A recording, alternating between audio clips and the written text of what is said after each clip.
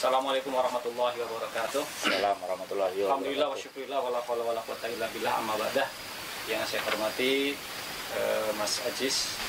Sebelumnya mohon maaf kami mengganggu aktivitas panjenengan yang di alam bebas sejuk ini. Kami sengaja dari tim MA Elbayan untuk menguak beberapa hal yang terjadi yang kemarin panjenengan telah masuk ke anugerah ASN 2020, konfliknya itu bahasanya seperti itu. Namun sebelumnya akan saya bacakan dulu untuk profil beliau. Nama Fathul Aminuddin Aziz, untuk tempat tanggal lahir 3 April 1968. Nama Bapak Haji Muslim dan Ibu Hajah Surtiyah. Beliau memperistri seorang gadis dari kalangan pesantren yang ayahnya juga luar biasa dan terkenal, yakni Hajah Faikoh Subki. Beliau adalah putra pertama, putra pertama dari pasangan Abah Subki Najmuddin dan Hajah Maslahah, kurang lebihnya seperti itu. Beliau dikaruniai 3 putra. Yang pertama adalah Fahira Azizah, yang kemarin juga sudah menyelesaikan perkuliahan. Terus yang kedua adalah Mas Fahreza Nabil Aziz. Yang ketiga Mas Farel Ababil Aziz. Data pendidikan untuk pertama adalah MI Nurjalin Pesahangan, yang kedua MTS Negeri Majenang, yang ketiga MAN 2 terus Yogyakarta, yang keempat S1 IAIN Yogyakarta, yang kelima S2 Ekonomi IPWI Jakarta, terus yang keenam S3 Ekonomi Universitas Persada Indonesia.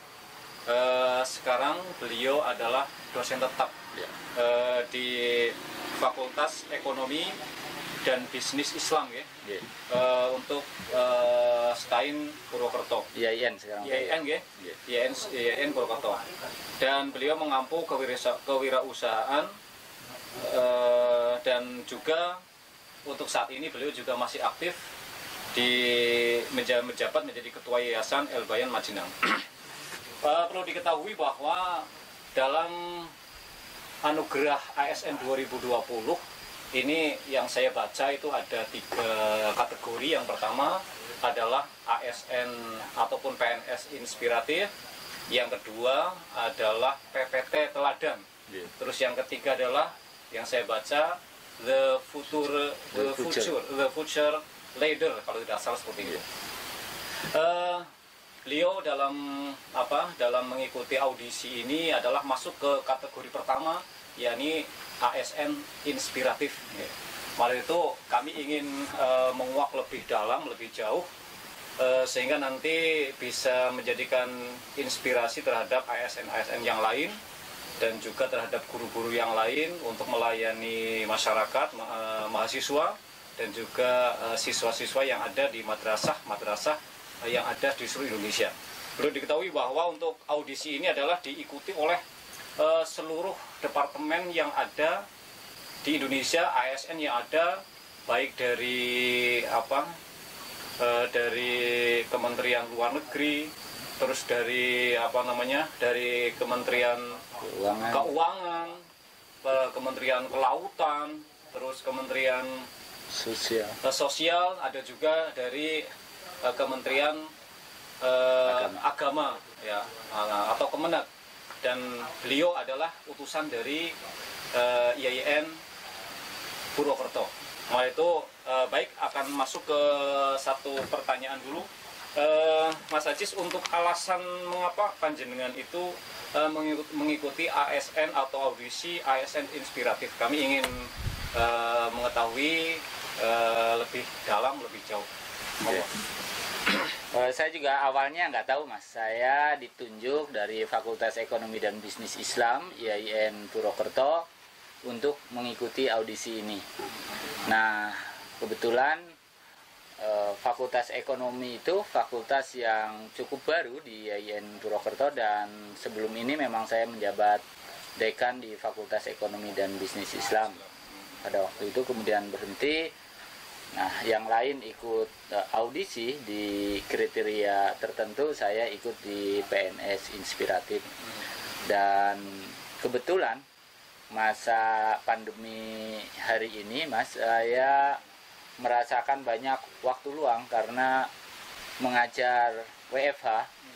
Daring begitu nggih? Iya, WFH, work from home. Jadi kita memang menikmati betul apa yang selama ini kita tidak pernah menikmati itu. Kemudian coba berkarya, dan karya itu ternyata terekam oleh IAIN Purwokerto, sehingga ada beberapa dosen dari kami juga, tidak hanya satu dari IAIN Purwokerto. Dan alhamdulillah kita terjaring ke 30 besar, terjaring ke 10 besar, dan alhamdulillah terakhir kita termasuk top 3 ya, top 3 terbaik gitu dari audisi ini. Dan itu pun di luar dugaan kita, karena kita berkarya selama ini hanya untuk mencoba untuk mengkolaborasikan ilmu yang kita dapat di manajemen maupun di kewirausahaannya dalam rangka untuk membantu masyarakat pegunungan dan pedesaan, dan terekam oleh IAIN Purwokerto seperti itu. Ya, terima kasih. Terus untuk sebelumnya untuk tahun-tahun sebelumnya, untuk Kementerian Agama ataupun dari IAIN sendiri pernah mengikuti audisi ini nggak, Mas Adi? Pernah mengikuti, tetapi untuk masuk ke 3 besar atau 10 besar aja ini baru kali ini. Menurut informasi yang saya dapat, karena waktu itu ini baru pertama kali dari IAIN Purwokerto. Termasuk dari Kementerian Agamanya juga? Iya, seluruh Indonesia, Kemenag seluruh Indonesia sudah mengikuti, tapi biasanya mentok sampai sebelum 10 besar, sebelum 10 besar ya. Yang informasi yang saya dapat seperti itu. Dan alhamdulillah ketika kita masuk 10 besar menjadi top 3 itu. Untuk materi ya? Untuk langkah untuk mengikuti audisi ini, langkahnya bagaimana, Mas Adi? Kita tahunya sudah didaftarkan oleh IAIN Purwokerto, kemudian kita ikuti apa yang menjadi persyaratan, karena kebetulan hari ini semuanya daring, sehingga semua persyaratan juga dikirim melalui daring, baik itu administratif maupun video-video, kemudian rekam jejak kita, semuanya via daring semuanya. Dari mulai awal sampai sampai akhir ya, sampai penyerahan itu baru kita bertemu langsung dengan teman-teman 10 besar itu. Jadi informasi yang saya dapat ini untuk penyerahan dari wakil presiden sambutan, kalau ya sambutan dari wakil presiden. Tapi daring apa tatap muka? Daring. Daring. Wakil presidennya daring, kalau Menpan RB-nya yang langsung itu. Nah, ini yang kita lihat ini adalah termasuk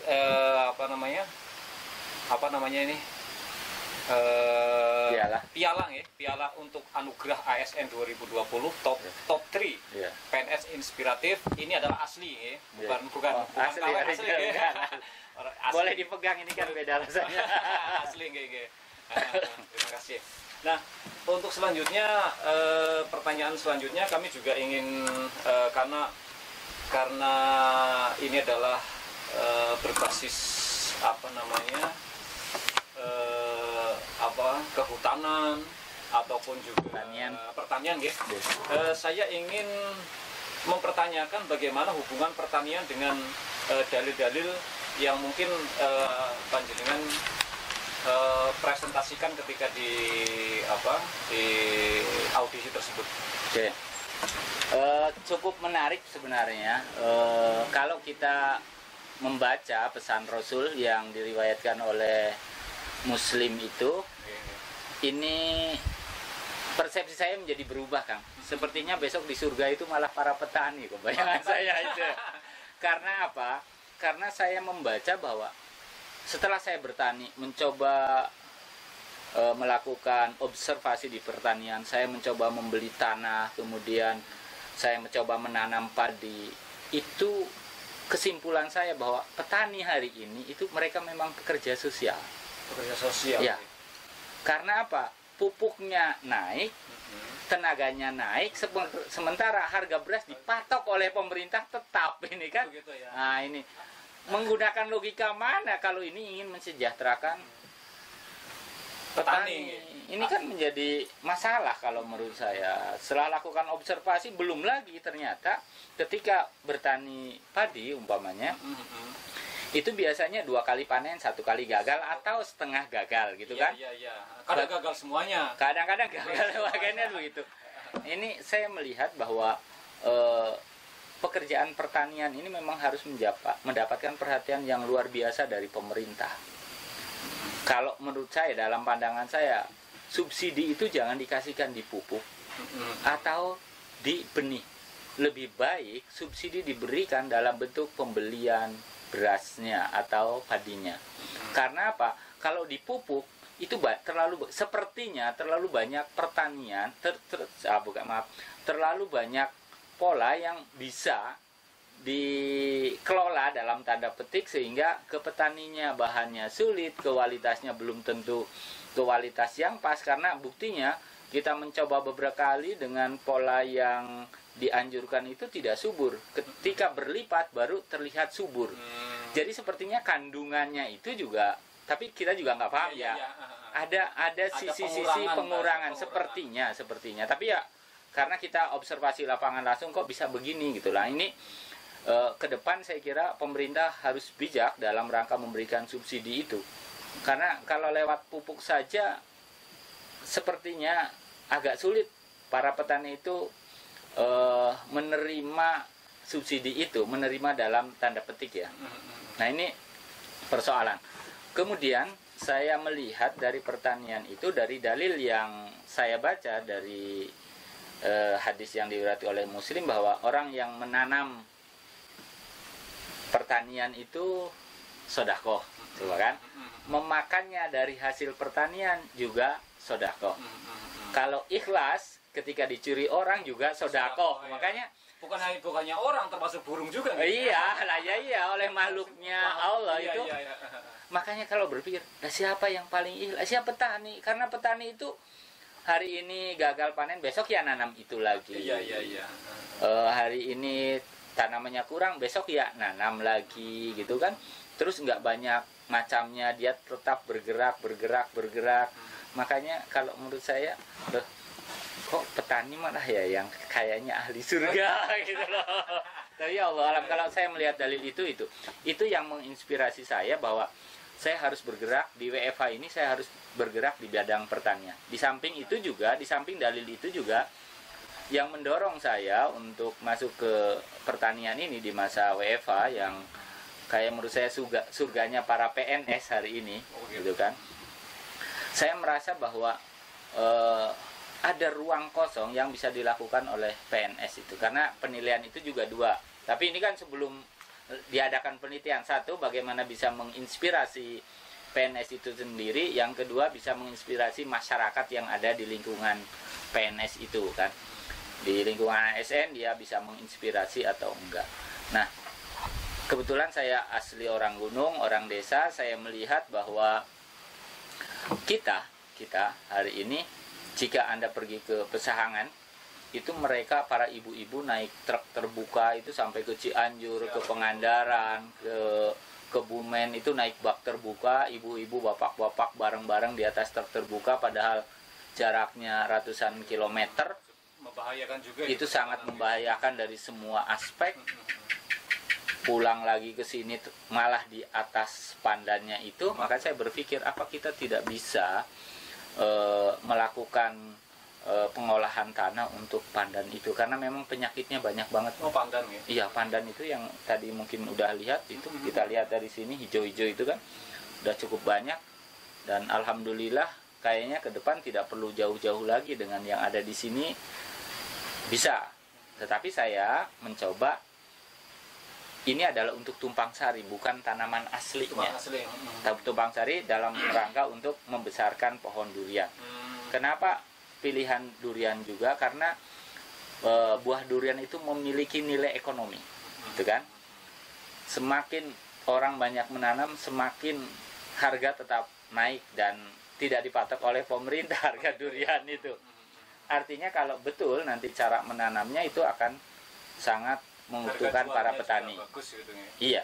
Kalau kita lihat di sana ada pohon duriannya, ada pandannya, ada kencurnya. Bahkan di sampingnya ada jeruknya. Tujuannya untuk apa? Sambil menunggu durian besar, kita bisa memanen pandan. Itu untuk bulanan. Nah, untuk tahunannya kita bisa dapat dari kencur. Karena kencur yang bagus kan sekitar 2 tahunan. Kalau untuk tahunannya kita juga nanam jahe. Jadi ada jahe, ada kencur, ada pandan. Itu adalah untuk siklus penghidupan para petani. Polanya kayak gitu. Itu awalnya, kemudian saya keprihatinan itu tadi, keprihatinan bertani itu ternyata pekerja sosial, pengrajin, para ibu-ibu yang hampir di angka 90% itu mereka adalah ibu-ibu yang melakukan kerajinan tikar pandan itu. Tikar pandan berarti ini yang itu biasanya tikar pandan di sini ambil 90% ibunya nganyam semua. Kalau sebelumnya untuk bahannya ambil di mana? Ya sampai ke Pangandaran, sampai ke Cianjur, di atas truk itu kan, sampai ke Kebumen. Tadinya banyak di sini tapi kemudian banyak penyakitnya, kemudian tidak bisa mengatasi, akhirnya mencari ke tempat lain. Yang sudah jadi begitu ya. Artinya sudah enggak, masih pandan begini di bawah, masih ada cucuk-cucuknya itu loh. Ada duri. Untuk yang di Pangandaran itu tinggal beli apa gimana? Enggak, ngambil sendiri di pinggir-pinggir pantai. Oh begitu. Iya, ngambil sendiri, tetap ngambil di sana, bukan sudah jadi. Sampai sini diolah lagi. Makanya saya juga lagi berpikir lagi ke depan seperti apa sih biar pandan juga bisa memiliki nilai plus bagi masyarakat. Karena prosesnya juga panjang banget, tetapi harganya sangat murah. Ini saya kira butuh campur tangan pemerintah juga untuk bagaimana bisa memiliki nilai ekonomis. Gitu. Ya, Pak ya. Terima kasih. Untuk selanjutnya nih, Mas Aziz. Sekarang bagaimana untuk memanage antara tugas kantor dengan tugas mandor perkebunan gitu ya. Ya sekarang jadi mandor. Seperti itu enggak? Seperti itu. Untuk memanage perkebunan dengan tugas kantor itu cara memanagenya bagaimana kira-kira Mas? Ya. Oke, untuk tugas kantor biasanya sehari-hari saya di sini. Munakosah juga dari sini. Oh, gitu. Ngajar dari sini gitu kan, bimbingan skripsi. Oh, WFH sih ya? Iya, karena WFH, makanya semuanya bisa dilakukan dari sini. Makanya saya juga saran masukan buat pemerintah ke depan, kalau bisa sih PNS, ASN itu masuk 3 hari itu di kantor, yang 3 hari di rumah. Cocok. Nah itu makanya saya punya pikiran itu untuk apa? Untuk mengkolaborasikan keilmuan yang didapat di lingkungannya, ada apa, mengelola seperti apa, kemudian coba dikolaborasikan dengan teknologi, dengan ilmu pengetahuan, sehingga bisa memberikan nilai lebih bagi masyarakat. Karena selama ini kita tiap hari ke kantor juga kreativitas kita juga sangat terbatas. Yang penting kan saya kira nanti pola penilaiannya tidak seperti sekarang. Sekarang kan saya full administratif kita kan. Di kantor diem aja, yang penting laporannya penuh kan selesai. Nah yang seperti ini barangkali harapan saya besar ke Nadiem Makarim ini.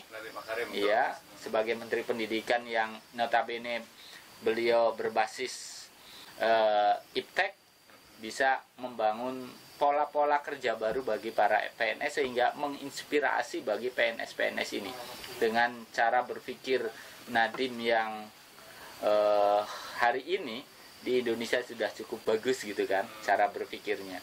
Karena ini kan berangkat dari konstruk berpikir sebenarnya.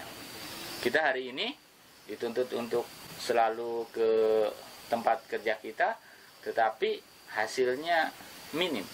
Nah, bagaimana kalau coba dikolaborasikan, berarti ukurannya nanti kinerja, bukan ukuran administratif. Kalau sekarang guru, dosen kan ukurannya administratif. Kalau administrasinya sudah terpenuhi, ya sudah selesai.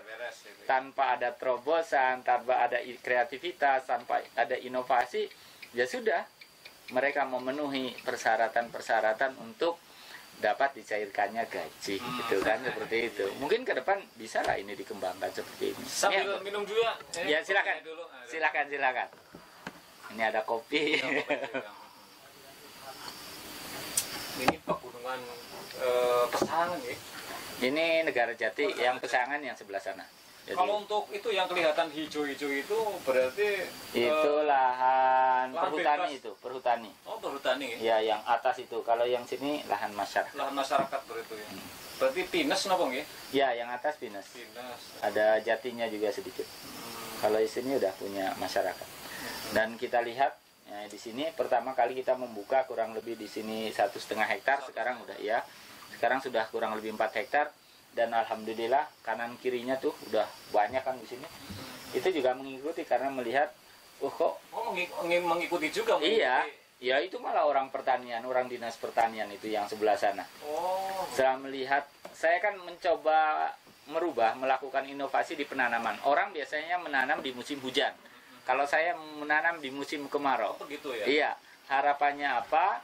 Harapannya itu ketika nanti musim hujan akar sudah siap. Oh, begitu. Sehingga pertumbuhannya lebih cepat daripada yang menanam di musim penghujan. Kerepotan untuk penyiraman dan Ya, sebagainya. kita sudah kasih keran satu-satu itu kan. Itu bisa dilihat ada kerannya satu-satu itu. Ini untuk air dari sumur. dari sumur ya. Ya, disedot ke atas, kemudian kita bagi lewat paralon-paralon itu, keran-keran itu. Ya, terima kasih. Untuk selanjutnya Mas Ajis, mungkin ada pertanyaan dalam wawancara ataupun wawancara panjenengan dengan tim yang ada di Jakarta, mungkin begitu. Bagaimana pengelolaan baru dari dunia pesantren? Ya. Karena untuk pesantren sementara kita ketahui pesantren itu adalah full day begitu ya. Nah, sekarang untuk pengelolaan untuk tahun seperti ini ataupun era seperti ini, seharusnya pengelolaan pesantren itu bagaimana begitu? Ya. Oke, kalau dulu memang pesantren lama itu menjadi idola ya. Ya, pirang tahun pesantrennya gitu kan kalau dulu. Wah, pesantren sebentar aja. Jadi kalau dulu itu ukurannya berapa lama dia pesantren. Kalau dulu juga ukurannya duet turunan kiai ora gitu kan kalau dulu mesti. Kan kalau kita merasakan di dunia pesantren itu kayak pola feodalis ya. Nah, jadi benar salah itu lebih banyak ditentukan apakah dia turunan kiai atau enggak gitu kan, banyaknya kayak gitu. Nah, kalau menurut saya sekarang kita di era baru ini kita harus berubah, terutama kita yang selama ini ada di dunia pesantren. Kita memberikan kesempatan yang sama kepada masyarakat. Yang pertama untuk apa? Untuk bicara ilmiah agamis tanpa melihat siapa yang bicara, tetapi lebih melihat seberapa ilmiah, seberapa bagus konstruksi berpikirnya. Jadi melihat makolahnya begitu. Iya, makolahnya. Padahal kita sudah biasa kan, unzur makol walatang tur makolah, tapi nang lapangan enggak gitu kan. Ini kan lihatnya ya sosoknya begitu. Sosoknya atau dia ahlul bait atau bukan, kan selalu begitu kita ya. Kita selalu begitu. Nah, mungkin kita ke depan karena kita sekarang prihatin lah, Mas. Kalau melihat kita corona hari ini, saya juga sering bicara di mana-mana. Saya itu batinnya menangis, Mas. Saya sudah mengatakan bahwa adanya corona ini ujian buat kita. Ujian untuk apa? Untuk menguji umat Islam bisa menjadi khairunas anfa'uhum linnas atau tidak. Tapi ternyata kita kalah. Kalah oleh siapa? Saudara kita yang lain, yang kafir, saudara yang non muslim lah bacanya, tapi kan sama aja lah, jangan takut dengan bahasa-bahasa kafir. Wong Islam kufur aja banyak gitu kan. Fasik kan banyak, jadi jangan takut. Yang kedua, kita juga prihatin juga karena kita kalah dalam memberikan manfaat. Contoh, hari ini kita membutuhkan vaksin. Mana individu umat Islam, mana dari kita. Kita harus menyalahkan diri kita sendiri, jangan nyalahkan orang lain. Mana lembaga kita. Mana negara kita yang notabene berbasis umat Islam yang kemudian mampu menghasilkan vaksin? Kita kan nggak ada. Nah ini kalau menurut saya kita harus menangis bersama hari ini. Kita malah lelah-lelah berdebat tentang surga dan neraka. Siapakah yang paling benar, yang Jumatan dengan yang tidak Jumatan, yang ngaji dengan yang tidak ngaji, yang sholat jamaah dengan orang yang tidak sholat jamaah, yang ilmu agama dengan ilmu umum, yang ilmu agama dan ilmu ini kan perdebatan. Makanya saya melihat saat kalau Imam Ghazali memang dulu ketika konstruk berpikir manusia sudah melebihi dalil, makanya kemudian dibuatlah pemisahan antara ilmu agama dan ilmu umum. Tapi kalau menurut kita hari ini, kita yang bergerak di dunia pesantren, harusnya sudah saatnya kita mengatakan bahwa enggak ada ilmu dunia dan enggak ada ilmu akhirat. Semuanya adalah terkoneksi, semuanya terintegrasi, semuanya terkorelasi. Apa yang kita perbuat di bumi hari ini pasti dicatat oleh Allah di akhirat kelak, apapun bentuknya. Yang penting nomor satu kan niatnya. Jadi jangan pilahkan lagi ilmu-ilmu ini. Kasihan, kita udah kalah kayak tadi. Vaksin komunis yang menang, kafir menang. Kita posisinya di mana? Konsumen saja. Nah, kan ke situ lagi. Ya marilah kita itu ranah diskusi kita, maksud saya kan. Karena dari kita masih berdebat apakah ini azab, apakah ini cobaan, apa ini ujian dan lain sebagainya. Itu kan perdebatan yang tidak pernah henti buat kita. Kalau menurut saya, mari kita mencoba masuk ke dunia real-real itu, pesantren ini. Makanya kemudian saya ingin mencoba dari sisi teknologi, mengkolaborasikan ilmu yang dikaji di pesantren dengan teknologi, baik itu teknologi pertanian maupun berbasis yang lain. Iya, kan karena apa? Karena saya begini, yang coba saya kelola pesantren itu mereka gratis untuk kalau di SMK-nya, kalau di kuliah gratis kuliahnya, pesantrennya juga gratis. Yang penting mau praktek ilmu pertanian. Artinya apa? Mereka yang dengan ilmu pengetahuan yang kita alami, yang sering dikaji di pesantren, mereka sudah mendapatkan di pesantrennya. Mereka yang tertarik dengan pertanian dilarikan ke pertaniannya. Mereka yang lari ke teknologi bergerak di bidang teknologinya. Ataupun bisnis ataupun ya bisnis dan lain sebagainya. Karena kan nanti juga butuh ilmu marketingnya ini untuk menjual produk-produk ini kan. Butuh ilmu marketing, butuh manajemennya. Itu sudah kita kolaborasikan, tinggal ketertarikan para mahasiswa, para santri, para siswa SMK itu mau lari kemana. Nanti pilihan mereka. Kita kan hanya mengantarkan. Setelah diantarkan mereka memilih kesukaan mau kemana. Ini berarti pendidikan berbasis pendidikan berbasis kompetensi orangnya, bukan kompetensi yang ditunjuk oleh sekolahan atau kampusnya. Apa yang diinginkan oleh mahasiswa, iya, maka dia terjun ke apa yang diharapkan atau apa yang diinginkan, begitu maksudnya mungkin. Iya, bisa jadi dia kuliah di komputer tetapi ke teknologi pertanian lebih suka, ya kita arahkan ke sana. Makanya kita siapkan juga magister pertaniannya, kita siapkan, sudah ada kita siapkan. Apalagi magister komputer kan sudah banyak gitu kan. Ya tadi memang dikatakan untuk semua semua ilmu itu memang terkorelasi semuanya. Misalkan untuk untuk pertanian ya juga perlu administrasi juga. Ketika pertanian saja administrasinya nggak bisa, ya malah justru nggak maksimal begitu kan. Jadi pengelolaannya ada kolaborasi antar ilmu pengetahuan, itulah harapannya, dan sudah kita terapkan. Nanti kemudian kitab tunjang mereka tertarik kemana akan kita kawal itu gitu. Kalau tarik ke komputer kita akan datangkan ahli komputer, kalau tertarik ke dunia pertanian kita datangkan, kalau tertarik ke ilmu marketing kita datangkan semua. Jadi polanya mungkin pola kolaborasi pesantren barunya seperti itu. Nah kapan ngajinya? Ya pada saat di pondok pesantren kan, untuk menggali. Nuwun sewu, saya juga menemukan dalil ini Kang, lama banget tentang hadis Muslim itu kan belum lama ini. Kita biasanya di pesantren belajarnya fikih ibadah,